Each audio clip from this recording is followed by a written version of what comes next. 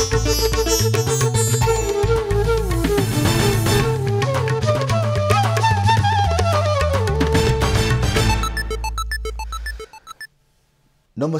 यो एभिन्यूज खबरको संकेत हो।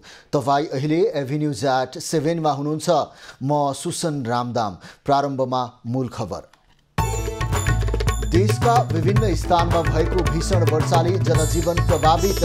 पहिरोले नारायणगढ मोगलिङ सडक खण्ड र सिद्धार्थ राजमार्ग अवरुद्ध।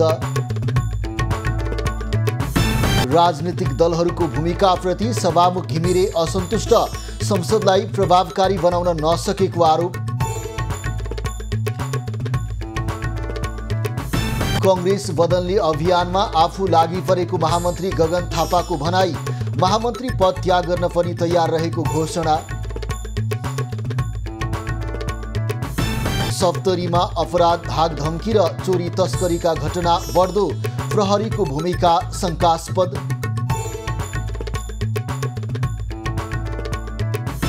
सिन्धुलीको चुरे भावर क्षेत्रमा नदीजन्य पदार्थको अवैध उत्खनन रोकिएन।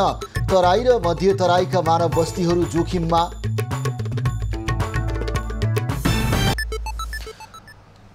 अब खबरको सिलसिला प्रारम्भ गरौं भीषण वर्षा सम्बन्धी प्रसङ्गबाट। गत 24 घण्टादेखि 5 जिल्लाका विभिन्न भूभागमा भारी वर्षा भइरहेको छ। जल तथा मौसम विज्ञान विभाग बाढी पूर्वानुमान महाशाखाका अनुसार स्याङ्जा, दाङ, नवलपुर, रूपन्देही, पाल्पा र ती जिल्ला आसपासमा लगातार भारी वर्षा भइरहेको हो।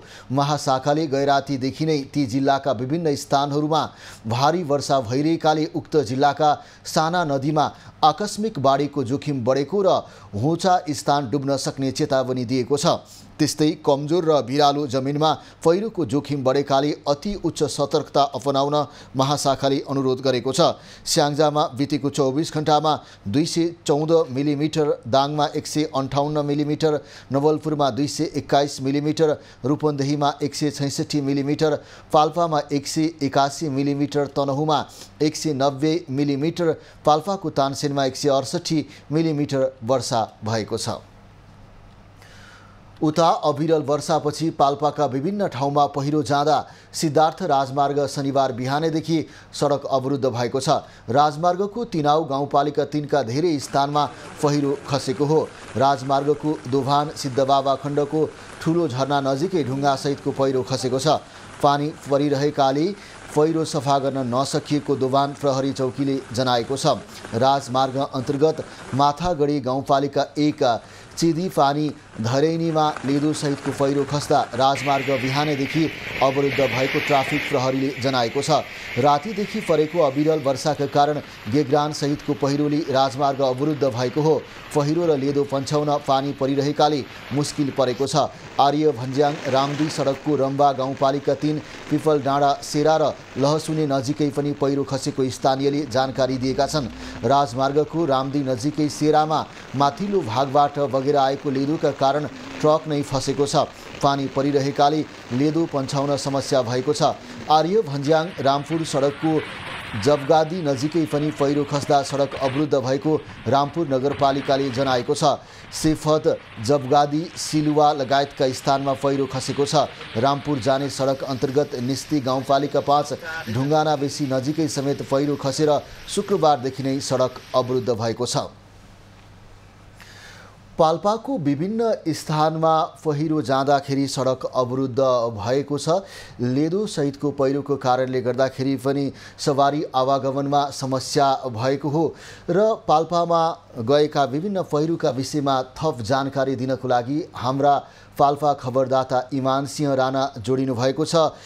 इमान सिंह, पाल्पाको कुन ठाउँमा यति बेला अविरल वर्षासँगै आएको पहिरोले राजमार्ग अवरुद्ध भएको छ?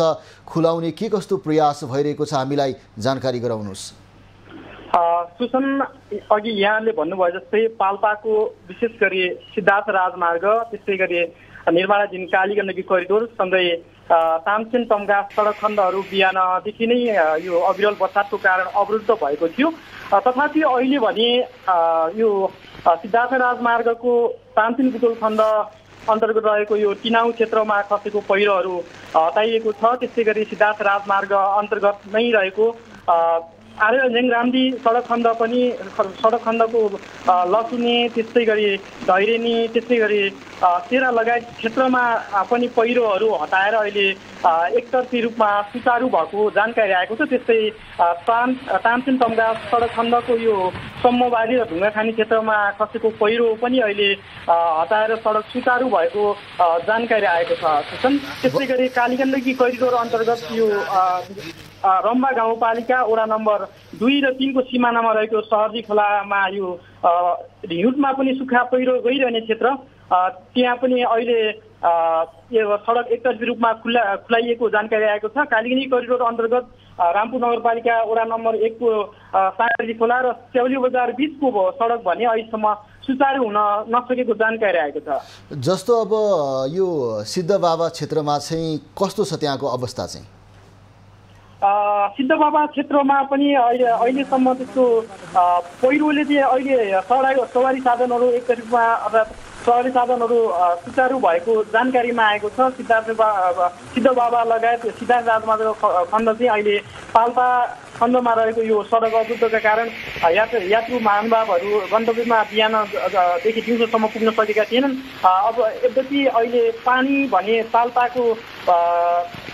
पाल्पा जिल्लामा अहिले पानी भन्ने बिसाएको अवस्था छ। केही समय अघिदेखि पाल्पामा मौसम विज्ञान पूर्वानुमान महाशाखाले मापन गरे अनुसार पाल्पाको पूर्वी क्षेत्र रामपुर नगरपालिका 2 को गाडाकोटमा 178 मिलिलिटर र त्यसै गरी पश्चिमको तामसिनमा 169 मिलिलिटर जुन मापन गरिएको थियो। तथापि यति बेला भने पाल्पामा केही समय अघिदेखि पानी बिसाएको अवस्था छ। पानी अझै पर्न सक्ने सम्भावना कायमै छ।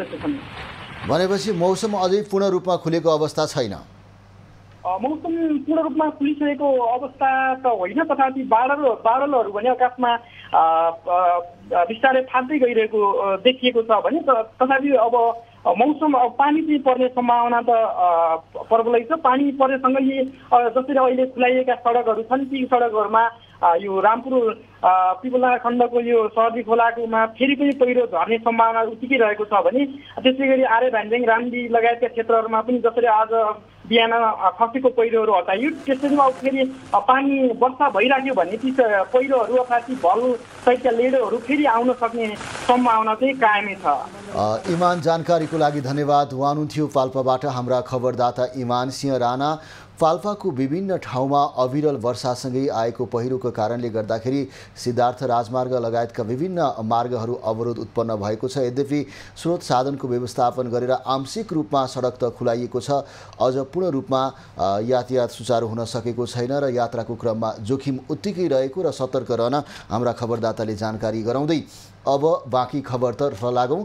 रूपन्देहीको बुटोल र आसपासको क्षेत्रमा 2 दिनदेखि लगातार भइरहेको वर्षाका कारण जनजीवन प्रभावित भएको छ। बुटोल आसपास र पाल्पामा जारी वर्षाका कारण मध्यभाग भएर बग्ने तिनाउ नदीमा पानीको बहाव बढेको छ। पानीको बहाव बढेसँगै नदी तटीय क्षेत्रमा बस्ने स्थानीय त्रसित भएका छन्। वर्षापछि ढल व्यवस्थापन अस्तव्यस्त हुँदा बुटोल बजारमा आवत जावत र सवारी सञ्चालनमा समस्या परेको छ। फसल अगाडिबाटै ढल हिलो बग्दा व्यापार व्यवसाय पनि प्रभावित भएको छ।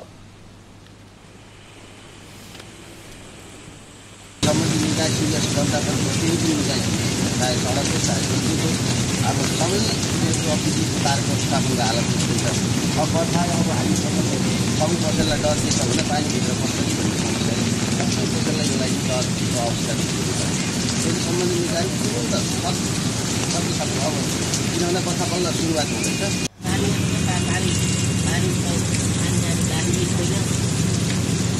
हिरो आज यस्तो थोरो छ भने मान्छेले बाटै छैन।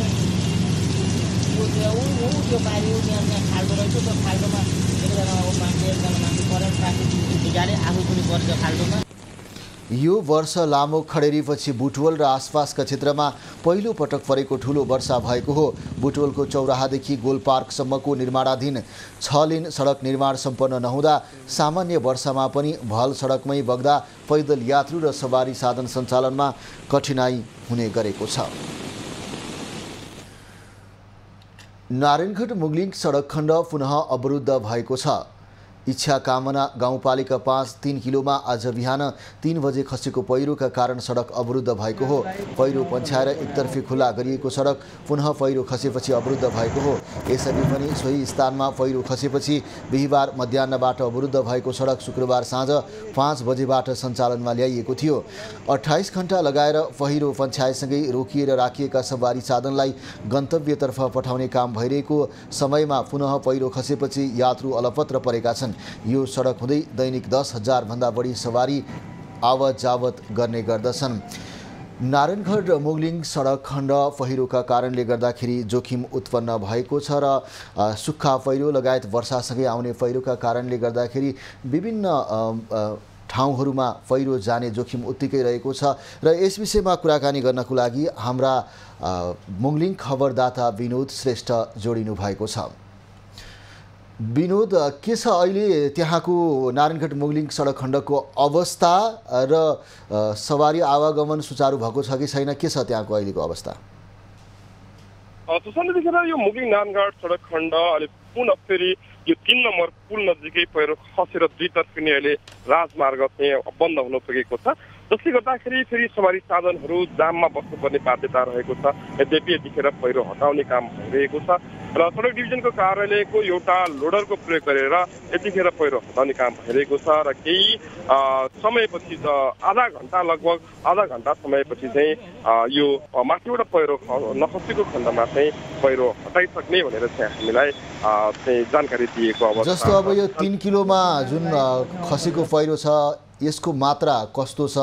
एकतर्फी रूपमा अहिले सवारी सञ्चालन गर्ने अवस्था छ कि छैन? कति समय जति लाग्ला खुल्नको लागि यो पनि बताउनुहोस्। जुन यो 3 नम्बर पुलमा खसेको पहिरो पटक पटक यो केही दिनदेखि पहिरो खस्ने हटाउने काम भइरहेको छ। यो ठाउँ पहिरो सामान्य तरिकाले चाहिँ पहिरो झर्ने तर निरन्तर झरिराख्ने भएको हुँदाखेरि यति नै मात्रामा चाहिँ पहिरो छ भन्न नसकिने अवस्था छैन। अहिले केही बेर पहिरो फ्याँकिएपछि फेरि पुनः त्यो सोही ठाउँमा चाहिँ पहिरो खस्ने क्रम चाहिँ जारी रहेको कारणले गर्दाखेरि अहिले त्यो पहिरोहरू झर्न बित्तिकै केही बेर रोकिएर केही पछि चाहिँ सडक डिभिजन कार्यालयको एउटा लोडरको प्रयोग गरेर हटाइरहेको हुँदाखेरि अबको आधा घण्टामा चाहिँ राजमार्ग दुईतर्फ नै यहाँबाट चाहिँ चलाउन सकिने भनेर चाहिँ जानकारी दिएको छ। र यस्तै क्रममा चाहिँ हामीले ट्राफिक प्रहरी कार्यालय मुगलिङका प्रहरी प्रमुख हुनुहुन्छ चुडामणि पोखरेल, उहाँसँग पनि हामी केही कुराकानी गर्न जाँदैछौँ। स्वागत छ यहाँलाई। नमस्ते हजुर। के छ अहिले यो पहिरो हटाउनलाई अझै आधा घण्टा लाग्ने भनेर भनिएको छ, कति समय लाग्ला? यहाँ मात्रै हो कि अन्य ठाउँमा चाहिँ के छ? यति पानी पर्न रोकिएको छ, अन्य ठाउँमा चाहिँ के छ अवस्था? अहिले पानी पर्न रोकिएको कारणले गर्दाखेरि दुईतर्फी बाटो बन्द भए पनि अब यो आधी घन्टाभित्रमै यो सुचारू हुन्छ। तर यता लामो जाम छैन, यता मुगलिङतर्फ पनि लामो जाम छैन र उता नारायणगढतर्फ पनि लामो जाम नभएको कारणले गर्दाखेरि त्यो छिटै सुचारू भएर त्यो छिटै यसको जामहरू हट्छ। अनि यो के छ, रातको समयमा यो बाटो भएर यात्रा गर्नको लागि कतिको जोखिमयुक्त छ? के भन्न चाहनुहुन्छ जुन यो बाटो भएर यात्रा गर्दै अहिले आइराख्नु भएका यात्रुहरूलाई तपाईँ के भन्न चाहनुहुन्छ? यात्रुहरूले विशेष गरी रातिको समयमा यात्रा गर्दा चालकहरूले यो ठाउँमा पहिरो झर्न सक्ने सम्भावना अथवा ढुङ्गा माथिबाट झर्न सक्ने सम्भावना भएको कारणले गर्दा हाम्रो 24 आवर यसमा ड्युटीमा प्रहरी हुन्छौँ।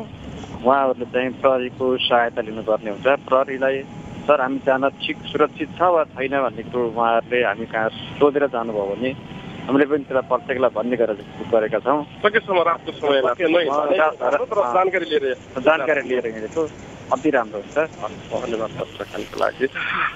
जुन हाम्रो यो सुशान यो मुगलिङ नारायणगढ सडक खण्डमा चाहिँ जतिखेर पनि पहिरो खसिराख्ने भएको कारणले गर्दाखेरि यहाँनिर यो रातको समयमा वर्षा भयो भने यो बाटो हिँड्नुभन्दा विनोद, अब एउटा सवाल तपाईँलाई सोधे, यो विभिन्न यो प्रश्न चाहिँ उब्जाइरहने गर्दछन् आम सर्वसाधारणले पनि। जस्तो अब यो सडक बनाउँदाखेरि निर्माण कम्पनीहरूले चाहिँ पहाडको भित्ता चाहिँ जथाभावी रूपमा त्यहाँ चाहिँ जस्तो अलिकति काटेर मात्रै छोडिदिने र बर्खा लागेपछि चाहिँ त्यो अटोमेटिक चाहिँ त्यो पहाड झर्छ र जसले गर्दाखेरि चाहिँ त्यो निर्माण लागत चाहिँ घट्छ भन्ने हिसाबबाट चाहिँ त्यसरी चाहिँ जथाभावी पाड काटिन्छ र बर्खाले फेरि त्यो अटोमेटिक पाड खस्ने र निर्माण लागत घट्छ भन्ने हिसाबबाट पनि त्यसरी जथाभावी निर्माण पनि गरिन्छ भन्ने किसिमको गुनासो छ। त्यस्तो हुन सक्छ कि सक्दैन? त्यो कारणले गर्दाखेरि पनि यो पहिरो बारम्बार जानुको कारण, बर्खामै जानुको कारण र अरू यो घटनालाई चाहिँ हामीले मान्न सकिन्छ कि सकिँदैन? पक्कै पनि सुशान्त, यो जुन तपाईँले भने जस्तै जुन यो मुगलिङ नारायणघाट सडक खण्डको विस्तारको क्रममा जुन तरिकाले इन्जिनियरहरूले चाहिँ जुन पहाड कटिङ गर्नुपर्ने थियो त्यो तरिकाले नगरेर ती आकारको कर्भ आकारले जतिखेर पनि त्यो पहिरो झर्न सक्ने तरिकाले चाहिँ बनाइएको छ हामी देख्न सक्छौँ। अहिले पनि हामी यो पहिरो फालिरहेका ठाउँमा छौँ। यो ठाउँमा चाहिँ पहिरो झर्न सक्ने जोखिम नै देखिन्छ। यहाँ यो बाटो हामीले हेरिराख्दाखेरि चाहिँ यो पहिरो जतिखेर पनि झर्न सक्ने अवस्थाको छ। यहाँ मात्रै नभइकन यो मुगलिङ नारायणघाट सडक खण्ड धेरै ठाउँ जहाँ चाहिँ पहिरो खसिराख्ने ठाउँ रहेका छन् त्यस्ता ठाउँहरूमा प्रायः जस्तो यही तरिकाको जुन स्लोपमा हुनुपर्ने ठाउँमा नभएर कर्भ आकारमा चाहिँ भित्ता कटान भएको कारणले गर्दाखेरि पहिरो खसिराखेको हो। र जुन अहिले जुन ठाउँमा यो 3 नम्बर पुलमा जुन ठाउँमा चाहिँ पहिरो खसिरहेको छ त्यो खसेको ठाउँमा चाहिँ त्यहाँ भित्ता कटिङको काम नभएको रह्यो। यो एकदमै नौलो ठाउँमा चाहिँ पहिरो खसेको कारणले गर्दाखेरि यहाँ चाहिँ ठेकेदारहरू अथवा इन्जिनियरहरूको चाहिँ कुनै पनि दोष लाउने आधारहरू चाहिँ नभएको हामी भन्न सक्छौँ। किनभने कटिङ गरेको भन्दा धेरै उतापट्टि नै चाहिँ अलि नयाँ ठाउँमा चाहिँ पहिरो खसेको छ र निरन्तर पहिरो खसिरहेको कारणले गर्दाखेरि यहाँनिर पनि पहिरो रोकथामको लागि सम्बन्धित निकायले बेलैमा चाहिँ ध्यान दिनुपर्ने अब जस्तो देखिन्छ। विनोद, जानकारीको लागि धन्यवाद। उहाँ हुनुहुन्थ्यो हाम्रा खबरदाता विनोद श्रेष्ठ। मुगलिङबाट नारायणघाट मुगलिङ सडक खण्ड अन्तर्गत 3 किलो भन्ने स्थानमा फेरि पहिरो गएको छ, जस कारणले गर्दाखेरि सवारी आवागमनमा समस्या उत्पन्न भएको छ र अहिले पहिरो पन्छाउनको लागि लोडर प्रयोग भइरहेको हामीलाई हाम्रा खबरदाता विनोद श्रेष्ठले जानकारी गराउँदै अब लागौँ बाँकी खबरतर्फ। दाइजोको न्युमा गैराती रौतहटमा आमा छोरीको हत्या भएको छ। रौतहटको मौलापुर नगरपालिका 4 फतौरामा 24 वर्षीय महिला र उनकी 2 वर्षीय छोरीको हत्या भएको हो। स्थानीय धीरेन्द्र शाहकी 24 वर्षीय श्रीमती कविता देवीको शव घरभित्र लडेको अवस्थामा र उनकी 2 वर्षीय छोरी आरोहीको शव कोठामा पङ्खामा झुन्डिएको अवस्थामा फेला परेको प्रहरीले जनाएको छ। घटनापछि मृतकका श्रीमान धीरेन्द्र, उनका बुबा नागेन्द्र शाह लगायत परिवारका सबै सदस्यहरू फरार भएका छन्। मृतकका जेठानी र सासूलाई भने सोधपुछका लागि प्रहरीले नियन्त्रणमा लिएको छ। घटनाका बारेमा तत्कालै केही भन्ने अवस्था नरहेको र अनुसन्धानपछि मात्रै विस्तृत कुराहरू खुल्ने प्रहरीले जनाएको छ। कविताका माइती पक्षले भने दाइजोका लागि हत्या भएको आरोप लगाएका छन्। 3 वर्ष अघि वैवाहिक बन्धनमा बाँधिएकी कवितालाई उनका श्रीमानले पटक पटक दाइजोका लागि यातना दिने गरेको कविताका बुबा विजय शङ्कर शाहले बताए। माइती पक्षले घटनाको निष्पक्ष छानबिन गर्दै अपराधीलाई कडा सजाय दिन माग गरेका छन्। सरकारले असार महिनादेखि नदीजन्य पदार्थको उत्खननमा रोक लगाए पनि सिन्धुली जिल्लामा भने निर्वाध रूपमा नदीजन्य पदार्थको अवैध उत्खनन र क्रसर सञ्चालन भइरहेको छ। सिन्धुलीको सुनकोशी, कमलाखोच र मरिड क्षेत्रका विभिन्न बाहनामा मापदण्ड विपरीत अवैध रूपमा नदीजन्य पदार्थको उत्खनन र क्रसर उद्योग सञ्चालन भइरहेको हो। चुरे भावर क्षेत्रका सिन्धुली, महोत्तरी र सर्लाही जिल्ला सीमा क्षेत्रमा मापदण्ड विपरीत अवैध रूपमा सञ्चालन भइरहेको क्रसर उद्योगका कारण नदीजन्य पदार्थको चोरी निकासी हुँदै आएको छ। अत्यन्तै कमजोर पहाड चुरे भावर आसपासका क्षेत्रमा गिट्टी, बालुवा र ढुङ्गाहरूको अवैध उत्खनन नरोकिँदा तराई र मध्य तराईका मानव बस्तीहरू नै जोखिममा पर्दै गएका छन्। अवैध उत्खननका कारण बाढी र पहिरो आउँदा चुरे भावर क्षेत्रमा पर्ने पूर्व पश्चिम राजमार्ग र मध्य तराईको मदन भण्डारी राजमार्ग समेत जोखिममा पर्ने गरेको छ। सप्तरीमा अपराध, धाकधम्की र चोरी तस्करीका घटना बढ्दै गएका छन्। प्रहरीको भूमिकामाथि पनि विभिन्न आशंका पैदा भएको छ। यसैको पछिल्लो उदाहरण सप्तरीमा भएको एउटा बार्गेनिङको घटनाले पुष्टि गरेको छ।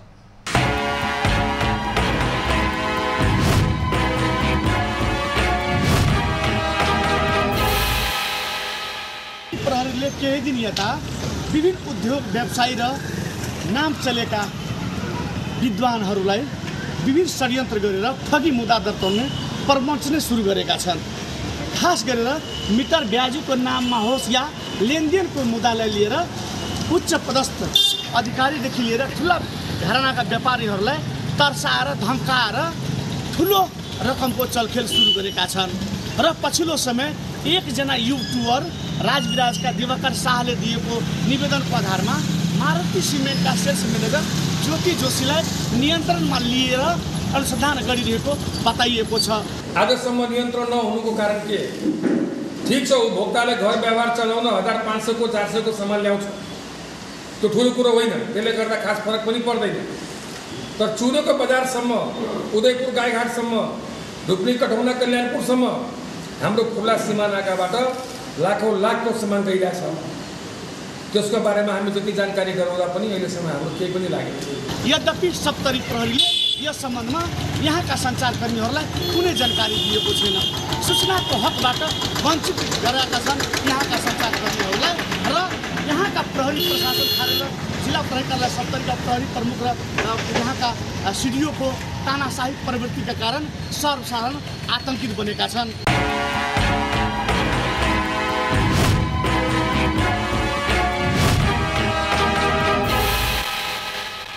खबरको सिलसिला अझै जारी छ, हामीसँगै रहनुहोला। अब बाँकी खबर। प्रतिनिधि सभाका सभामुख देवराज घिमिरेले संसदलाई प्रभावकारी बनाउने गरी भूमिका निर्वाह गर्न राजनीतिक पार्टीहरूलाई आग्रह गरेका छन्। 65औं संसद दिवसको अवसर पारेर शनिबार काठमाडौँमा आयोजित एक कार्यक्रममा सभामुख घिमिरेले संसद जनअपेक्षा अनुसार चल्न नसकेको आम अनुभूति भइरहेको उल्लेख गर्दै त्यसलाई प्रभावकारी बनाउने गरी राजनीतिक पार्टीहरूले भूमिका निर्वाह गर्नुपर्ने बताएका हुन्।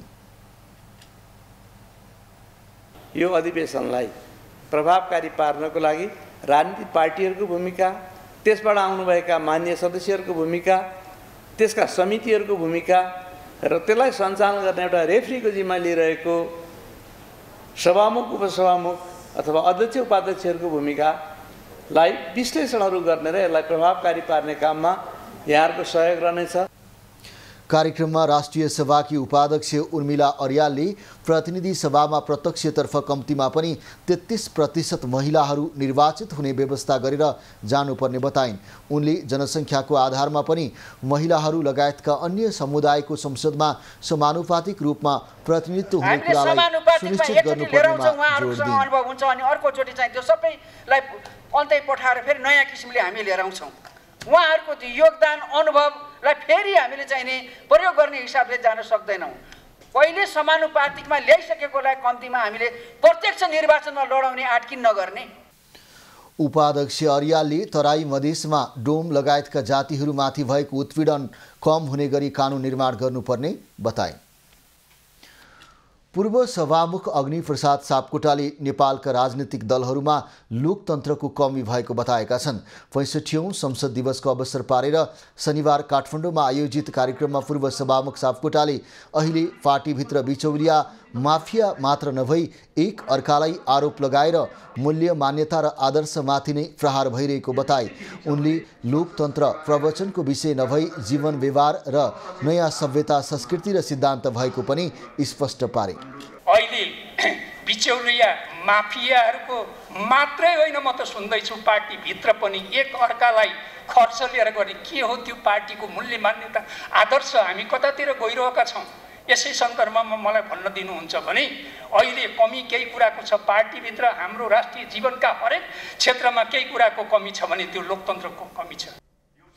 पूर्व सभामुख सापकोटाले कुनै पनि लाभका लागि सिद्धान्तको बलि चढाउनु निर्जलताको कुरा भएको बताए। कार्यक्रममा पूर्व सभामुख दमननाथ ढुङ्गानाले संसदले बनाएको कानुनभन्दा बाहिर रहेर प्रशासन चलिरहेको बताए। उनले संसदले बनाएको कानुनबाट प्रशासन नचलेको टिप्पणी समेत गरे। कानुनलाई छल्ने गरी प्रशासनले जुन जुन आदेश गरिरहेछ त्यो चाहिँ नि संसदको अपमान हो। त्यो हेरिदिनेको हेरिरहनु भएको छ, तपाईँहरू हेर्नुपर्छ। होइन भने संसदको केही कामै छैन त्यो हेरिँदैन भने संसदको इच्छा बेगरको कुरा कुनै ऐन काम गर्न सक्दैन। त्यसै भएर संसदले नै कानुन बनाउनु पर्यो। त्यसै भएर पूर्व सभामुख ढुङ्गानाले संसदलाई प्रभावकारी बनाउनको लागि भ्रष्टाचार नियन्त्रण र सरकारलाई सक्रिय बनाउन जरुरी रहेको औल्याए। सत्तारूढ नेकपा एकीकृत समाजवादीका अध्यक्ष एवं पूर्व प्रधानमन्त्री माधव नेपालले सरकारको काम कारबाहीप्रति असन्तुष्टि जनाएका छन्। शनिबार काठमाडौँमा आयोजित एक कार्यक्रममा अध्यक्ष नेपालले सरकारले जनताको अपेक्षा अनुसार विकास निर्माणका काम, सुशासनको प्रत्याभूति र सहज सेवा उपलब्ध गराउन नसकेको बताएका हुन्। उनले जनताको सेवाको कामलाई प्रभावकारी बनाउन र सुशासनको प्रत्याभूति दिलाउनको लागि सरकारलाई दबाब दिन सांसदहरूलाई आग्रह पनि गरे। अध्यक्ष नेपालले देशको स्वाभिमानको रक्षा गर्ने विषयमा सबै राजनीतिक दलहरू एकताबद्ध भएर अघि बढ्नुपर्नेमा जोड दिए। राष्ट्र निर्माणको लागि पूर्व सांसदहरूको अनुभवले ठूलो काम गर्ने उनको भनाइ छ। नेपाली कांग्रेसका महामन्त्री गगन थापाले कांग्रेस बदल्ने अभियानमा आफू लागि परेको बताएका छन्। शनिबार काठमाडौँमा आयोजित एक कार्यक्रममा महामन्त्री थापाले आफू पार्टी बदल्ने अभियानमा लागेको बताउँदै 7 दिन नेता कार्यकर्तालाई आग्रह समेत गरे। उनले लोकतन्त्रमा एउटै व्यक्ति पटक पटक प्रधानमन्त्री बन्ने कुरा नेपालमा बाहेक कुनै पनि देशमा नभएको दाबी गर्दै त्यसैकै कारण अहिले कांग्रेस, एमाले र माओवादी जस्ता पुराना पार्टीहरू एकसाथ सङ्कटमा परेको पनि बताए। उनले दाग लागेको कांग्रेस बदल्नको लागि आफू महामन्त्री पद त्याग गर्न तयार रहेको घोषणा समेत गरे।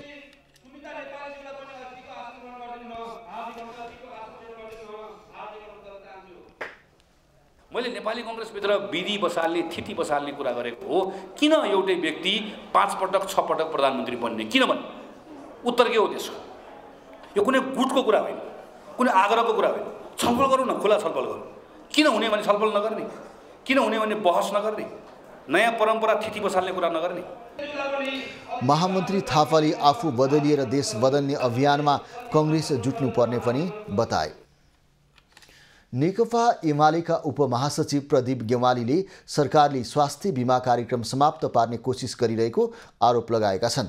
नेपाल ट्रेड युनियन महासंघ जीफन्डले शनिबार आयोजना गरेको कार्यक्रममा उपमहासचिव गेवालीले एमालेले श्रमजीवी जनताको उपचारमा सहज हुने गरी ल्याएको कार्यक्रम वर्तमान सरकारले समाप्त पार्ने षड्यन्त्र गरिरहेको आरोप लगाएका हुन्।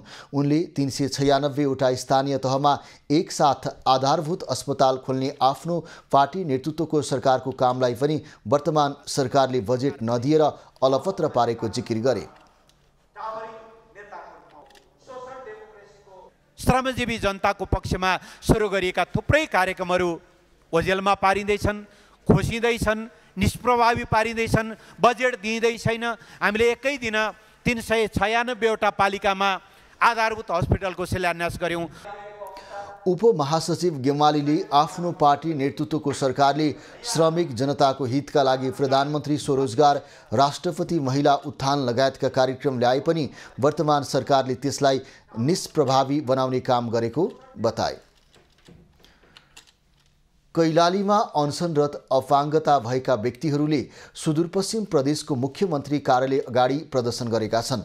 प्रदेश सरकारले ल्याएको बजेटमा असन्तुष्टि जनाउँदै उनीहरूले शनिबार अर्धनग्न प्रदर्शन गरेका हुन्। प्रदेश सरकारले बजेटमा अपाङ्गता भएकाहरूलाई नसमेटेको भन्दै उनीहरू 5 दिनदेखि रिले अनसनमा बस्दै आएका छन्। रिले अनसन बसेको 5औं दिन बितिसक्दा समेत आफूहरूको माग सम्बोधन गर्न कुनै चासो नदेखाएकाले अर्धनग्न प्रदर्शन गर्न बाध्य भएको राष्ट्रिय अपाङ्ग महासंघ नेपाल सुदूरपश्चिम प्रदेशका अध्यक्ष मानबहादुर साउदले बताए। आज हामी 4औं दिनसम्म पनि रोडमा उत्रिँदा अपाङ्गता भएको व्यक्ति आफैमा एउटा अशक्त अपाङ्गता हुन्, जसको एउटा हेर्ने नजर छैन, हिँड्ने खुट्टा छैन, हैन, सुन्ने कानमा समस्याहरू छ। यति अशक्त भएका व्यक्तिहरूलाई रोडमा रिले अनसन बस्दा पनि प्रदेश सरकार लचकदार भएर एउटा निर्दयी भएर चाहिँ सुनवाई गरेन। न त उहाँको प्रदेश सरकारका सचिवहरू आउनुभयो, न त प्रदेशका मन्त्रीहरू आउनुभयो, कसैले पनि हाम्रो सवाललाई उजागर नै गरेन। सुदूरपश्चिममा 2068 को गणना अनुसार 67,832 जना अपाङ्गता भएका व्यक्तिहरू थिए भने 2078 को गणना अनुसार 70,000 बढी रहेका छन्। युनाइटेड अरब इमिरेट्स युएईमा नेपाली साङ्गीतिक कार्यक्रम भइरहेको छ। अन्तर्राष्ट्रिय नेपाली कलाकार समाज इनास युएईको आयोजना तथा हातेमालो समूह अबुधाबीको सहकार्यमा अबुधाबी म्युजिकल धमाका 2023 को आयोजना गरिएको हो। कार्यक्रमको शनिबार युएईका लागि नेपाली कार्यवाहक राजदूत विशाल भट्टराईले उद्घाटन गरेका हुन्।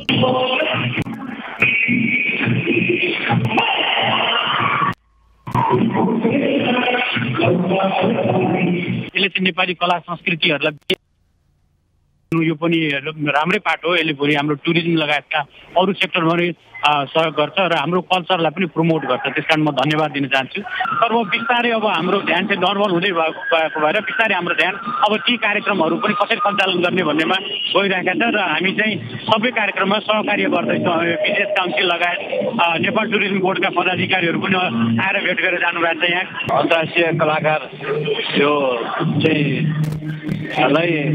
यो प्लेटफर्म दिने एउटा भएको कारणले अब हामी एनआरएमको टिमहरू पनि सबै उपस्थित छौँ र यहाँलाई कार्यक्रमको सफलताको शुभकामना दिन चाहन्छु। हजुर, कार्यक्रम एकदमै रमाइलो लागिरहेछ।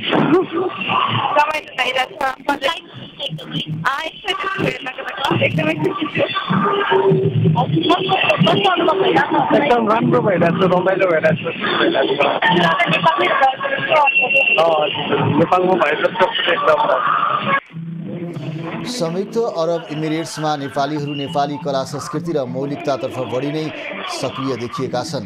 फाल्कर थिएटर आबुधाबीमा जारी कार्यक्रममा ठूलो संख्यामा नेपालीहरूको सहभागिता रहेको छ।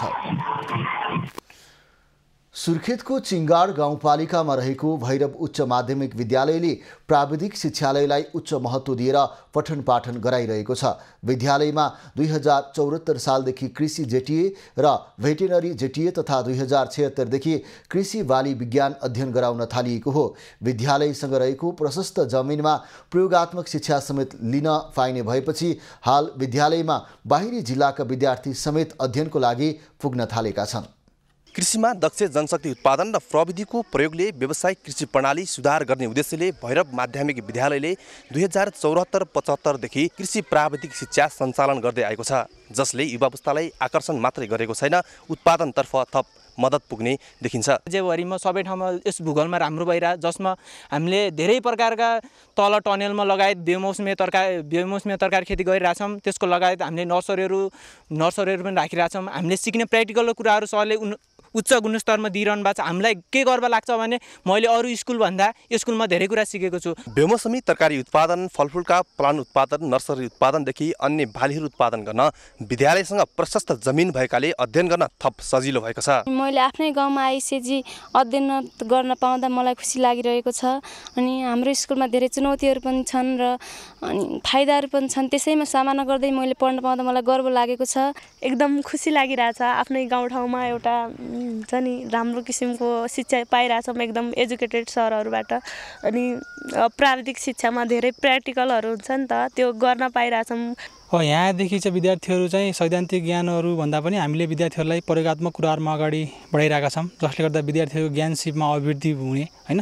अब यो कृषि प्रणाली हाम्रो चाहिँ देशको कृषि निर्वाहमुखी कृषि प्रणालीलाई चाहिँ अब कसरी व्यावसायिक रूपमा कृषि प्रणालीमा रूपान्तरण गर्ने भन्ने कुरामा हामीले जोड दिएका छौँ। अध्ययन अनुसार जनशक्ति व्यवस्थापन र प्रविधिको कठिनाइलाई समाधान गर्न सके कृषि उत्पादनलाई थप बलियो बनाउन मद्दत पुग्ने देखिन्छ।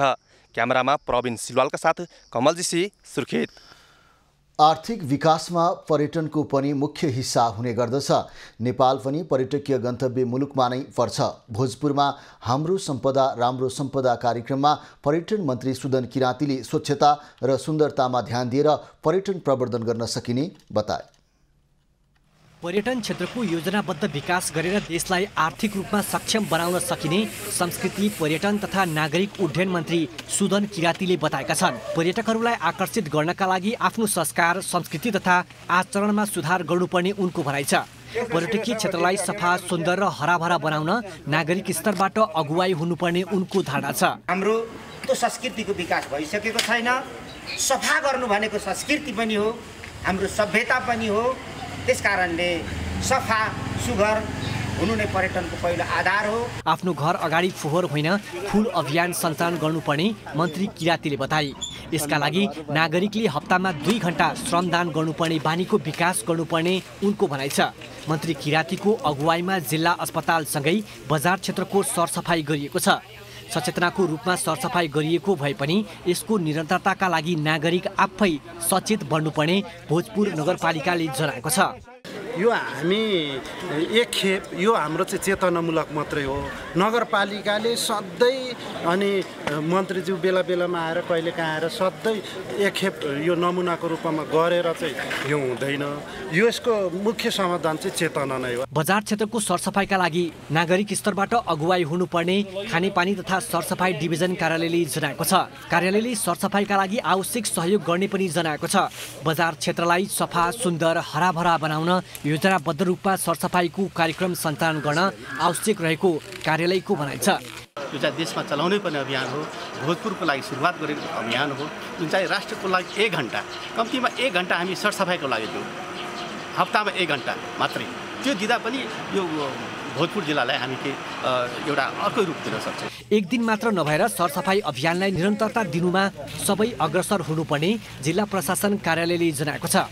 यस्ता सन्देशमूलक कार्यक्रमले नागरिकको चेतना स्तरमा सुधार आउने अपेक्षा गरिएको छ। बजारदेखि लिएर सबै स्थानीयवासीहरू, सम्पूर्ण कार्यालयका कर्मचारी र प्रमुख साथीहरूले पनि आफ्नो घर आँगन परिसरदेखि लिएर सधैँ सरसफाइ गरौँ। कार्यक्रममा सहभागीहरूले जिल्लाका सम्पदाहरूको संरक्षण र सरसफाइमा सबैको हातेमालोको खाँचो रहेको बताइएको छ। युवराज विष्ट, भोजपुर। गुल्मीको रुरु क्षेत्र गाउँपालिका 3 मा रहेको थोरगा चिउरेक लिची गाउँ अहिले आन्तरिक पर्यटकहरू घुम्ने र रमाउने गाउँ बनेको छ। बारीका डिल र छेउछाउका बगैँचामा बाटैभरि फलेका राता राता दाना लिचीका कारण अहिले रातम्य बनेको लिची गाउँले सबैलाई लोभ्याइरहेका छन्।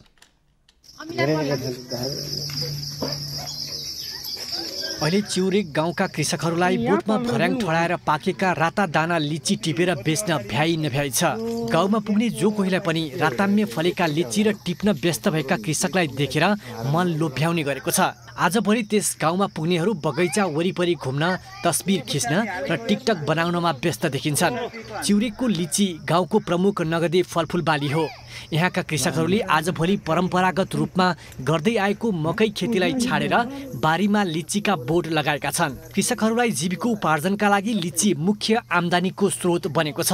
यहाँका लिची गुलियो र स्वादिलो हुने भएका कारण उपभोक्ताले खोजी खोजी किन्ने गर्छन् भने व्यापारीहरू लिची लिनका लागि कृषकको बारीमै पुग्ने गर्छन्। यसभन्दा पहिला प्राय थोरगामा उखु र मकै खेती गर्ने गरिन्थ्यो र त्यसबाट भन्दा लिचीबाट अधिक आम्दानी पनि हुने र बिक्रीको लागि चाहिने ठेकदारहरू र स्थानीय चाहिने ऋणी बजारका चाहिने लिची विक्रेताहरू घरमै आएर चाहिने लिएर जाने हुँदा आम्दानी पनि धेरै र केही सहज, अन्य खेतीभन्दा गर्न पनि केही सहज भएको छ। लिचीबाट गाउँका कृषकले वार्षिक 1 करोड 50 लाख रुपैयाँसम्मको कारोबार गर्ने गर्छन्। लिची उत्पादन राम्रो हुने भए पनि पछिल्लो समय भने लिचीका बोटहरूमा पात डल्लो पर्ने, दानाको गेडामा किरा लाग्ने र पाक्ने समयमा दाना फुट्ने जस्ता समस्या देखिन थालेको किसानहरूको गुनासो छ। कृषि ज्ञान केन्द्र गुल्मीले कृषकहरूलाई अझै व्यावसायिक रूपमा लिची उत्पादनमा आकर्षण बढाउन आगामी वर्षदेखि अभियानको रूपमा बगैँचा सुदृढीकरण कार्यक्रम सञ्चालन गर्ने जनाएको छ। कृषि ज्ञान केन्द्रले यहाँ स्थलगत अवलोकन गरेर हेर्दाखेरि अलिकता किसानले बगैँचा सुदृढीकरणमा ध्यान दिनुपर्ने देखिन्छ। जस्तै उहाँहरूले पुस माघमा मल जल गर्नुपर्ने, काटछाँट गर्नुपर्ने त्यो गरेको देखिएन। कृषि ज्ञान केन्द्रले अर्को वर्षदेखि अभियानको रूपमा पहिला बगैँचा सुदृढीकरण गर्ने, मल राख्ने, सूक्ष्म तत्त्वहरूको प्रयोग गर्ने, बोडो मिक्सर र बोडो पेस्टको प्रयोग गरेर यसको उत्पादन बढाउने मूल काम चाहिँ कृषि ज्ञान केन्द्र मार्फत हुन्छ। सन् 1991 मा समाजसेवी स्वर्गीय पण्डित डिल्लीराम गेवालीले भारतको कोलकाताबाट बोकेर ल्याएको लिचीको बोट लगाएर चिउरेकमा लिची खेती सुरुवात गरेका थिए। उनकै प्रेरणाले उक्त गाउँका मानिसले सुरुमा आफूलाई खानका लागि बोट रोप्दै जाने क्रममा अहिले चिउरेक क्षेत्र सिङ्गो लिची गाउँमा परिणत भएको हो। जिल्ला कृषि विकास कार्यालयमा तत्कालीन वरिष्ठ कृषि विकास अधिकृत नरहरी शर्मा घिमिरेले पहिलो पटक उक्त गाउँलाई लिची गाउँ घोषणा गरेका हुन्। कार्यालयले लिची गाउँ घोषणा गरेर केही सहयोग गरेपछि कृषकहरू लिची उत्पादनतर्फ थप आकर्षित बनेका हुन्। जनार्दन घिमिरे, गुल्मी। खबरको सिलसिला अझै जारी छ, हामीसँगै रहनुहोला। अब पालु खास खास खबरको।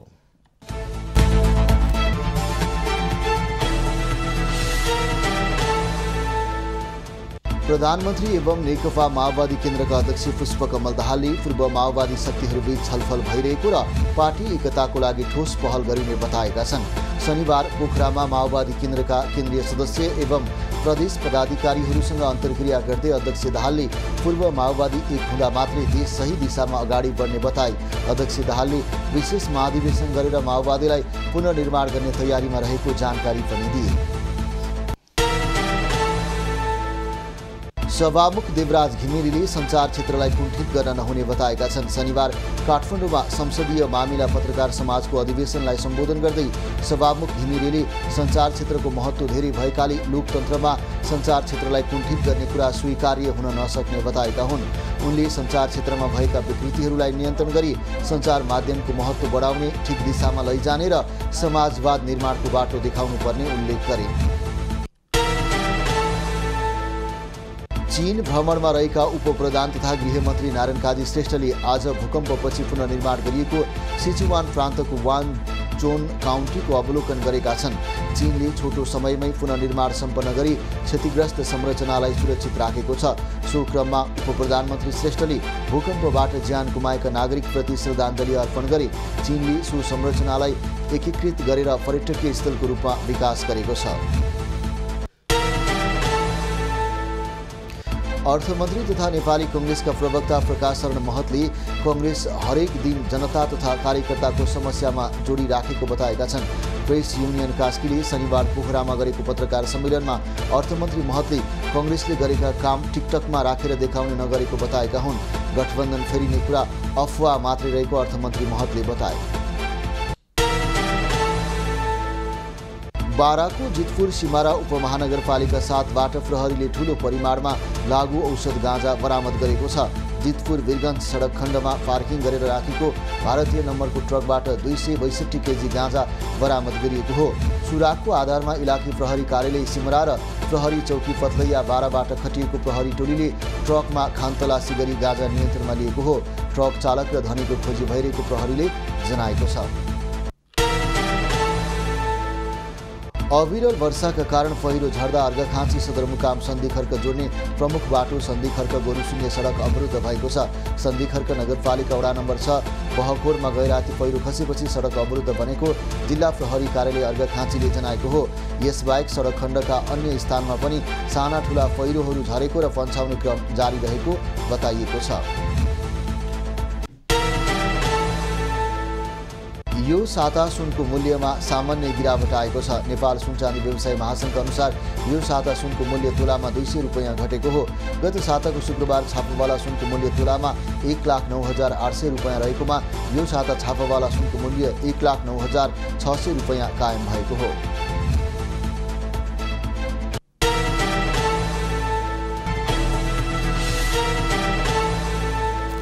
अब पालो एभिन्यूज एट मौसमको।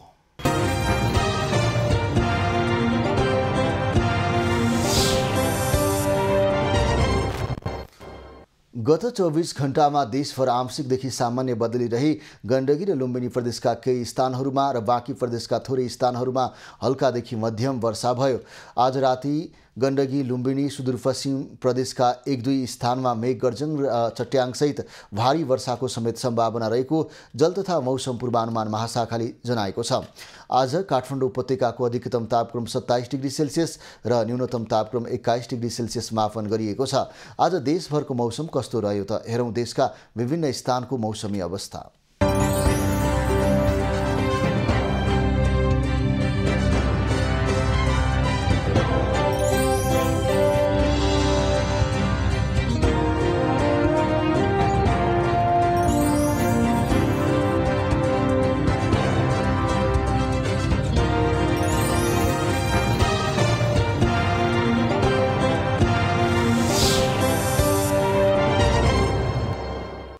अहिलेलाई खबरको क्रम यति नै। एभिन्यूज खबरका यी सहित अन्य विस्तृत खबरको लागि www.avenews.tv लगइन गर्न सक्नुहुनेछ। युट्युब, फेसबुक र ट्विटरमा पनि हामीलाई फलो गर्न सकिनेछ। खबरभित्रको खबरको लागि हेर्दै रहनुहोला एभिन्यूज खबर। नमस्कार।